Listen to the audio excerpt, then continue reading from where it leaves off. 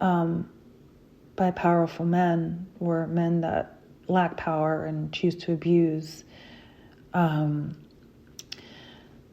just didn't want to sit back. I couldn't. And so I thought about it for a while, and I had this woman in my life that is a mentor who has never met my spouse. We're all in the same industry.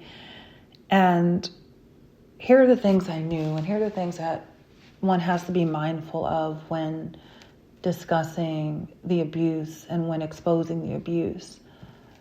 There are certain people that are safe, and there are certain people that will never be safe.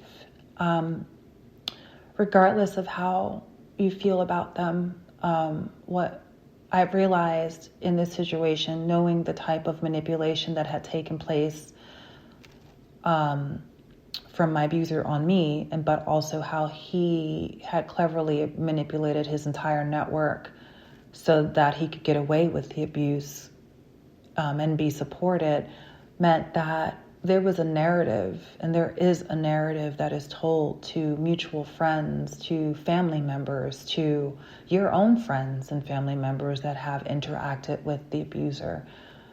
And their abuse is so covert and they're so charismatic that some people can fall victim to believing the abuser and thinking that you have a problem, or you have an anger issue, or you have a substance abuse issue, whatever that box may be.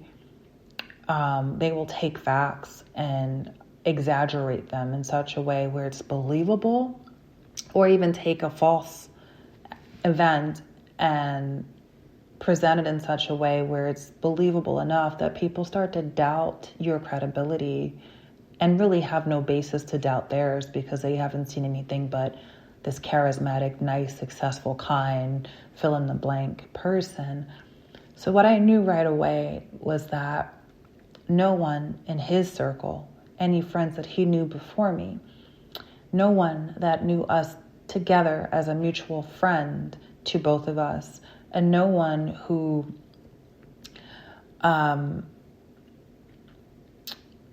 we met as a couple that spent time with us could be safe. It's for me, because there was a strong possibility that he had already tainted the well, and there would be no reason for them to, it would be very difficult for them to have to make a decision, especially if it's not really clear that what's happening is abuse. They may tend to see the issue as, oh, that's a relationship issue. I don't want to get involved in a couple's dynamic. This has nothing to do with me. And, you know, what I know about these unhealthy dynamics is that, you know, emotional, psychological, financial abuse, these types of abuse patterns are not so clear and obvious. And so people have a hard time even describing it as such. And trying to convince someone that knows the two of you, especially someone who is highly manipulative and more focused on maintaining a facade of goodness than actually being good, they're going to do a really good job at convincing people that they're not the issue. And I didn't have it in me. I didn't have the strength. I was already devastated by what had happened and what had been uncovered, that I was not in the business of trying to convince people that he was bad or he had done me wrong or that he was being abusive to me. I just kind of retreated and just was like, okay, you need to cut that those are losses. You need to protect yourself and lean into the people that know you and know your character. So needless to say, I felt quite safe with this woman, and I know that we had developed a relationship over the past 7 months where she had really shown an interest in my development professionally.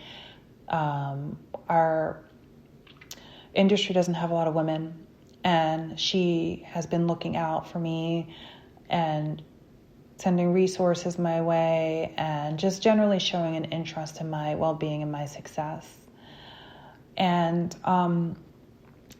we connected, and I wasn't going to say anything to her, but we had connected on a personal level before all of these appointments with these domestic violence organizations showed up on his calendar. And we got to know each other on a deeper level, and, you know, more background into how we got into the industry and kind of how we grew up and our marriages. And of course, my language was different, and, you know, I didn't tell her anything really about it. I just kind of gave the high level. We've been together this long. This is how we met, and we work well together. Just, you know, the thing that you tell people that don't know you're being abused. And there was a connection, a really deep connection, where it was clear that she had a really good soul and kind heart, but also that she was someone I could trust and someone I could respect, and who would respect me and believe me if I were to say, hey, I'm experiencing this, and, you know, I just need you to be discreet, but I need to share this because it's been really hard for me to just keep this to myself. And so when that time arose, I set up time to speak with her. I asked if we could talk. And during our first meeting, I told her about my background and how I got into our industry. I also told her about my upbringing and kind of how I kind of fought my way to where I am in life, and, you know, just really had to always fight to have a seat at the table and to be treated with respect and care. And to, you know, she was clear on my work ethic and my character. But I also shared with her that I was passionate about helping women. And that's how I segued into, you know, my want to help other women that are experiencing abuse. And that was when I told her that I had started a nonprofit organization to help women that were in emotionally and financially and physically abusive relationships with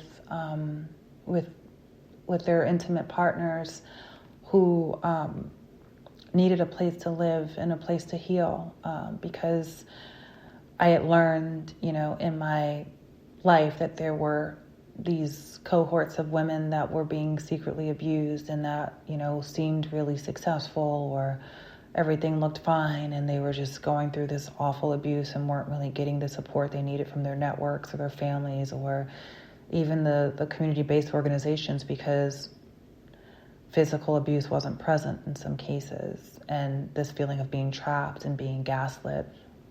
And I shared with her how I got involved in the business, which wasn't completely honest. Obviously, I didn't say because I'm a victim myself, but I did share, you know, the story of someone in my family who unfortunately was murdered by their domestic abuser, and that I shared that I had, that was a passion project of mine. And I told her that the violence and the physical abuse is usually at the end of it, that it usually starts as emotional and psychological abuse, which is what people need to know about. So I kind of built the whole story and left a major part of it out, which is that I'm being abused, and I would have needed a place like this for myself, and that I'm creating it because it didn't exist and I had to figure it out. And I know how helpful having a place, a safe place to be, is away from abuse and invalid, you know, in an invalidating space. So a couple weeks later, once I saw the calendar invitations on his calendar, after being overcome with sickness and anger, and just my whole body just went numb, just like, this is disgusting. Like, this is disgusting. Like, this person is one of the worst human beings I know, who actively is abusive, who's treated me like absolute trash, and who has gotten away with it and is now talking to leaders of organizations that support women that he abuses. I had to reach out. And I was shaking when I started the call because I was like, I'm about to expose a major vulnerability. One, I'm going to have to out my husband, who we are all colleagues in this industry, and it's a small, small world. But I have to also own my truth and share this because he's an abuser, and I cannot, what do I do? What do I do?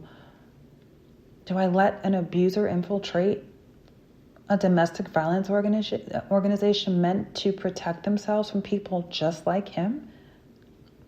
What do I do? So I told her, and I led with, the organization that I told you about. I had sent her an email. I have a secret email address so that my husband can't trace it, that has all the information about the nonprofit and the vision, the mission, the why, and what narcissistic abuse is.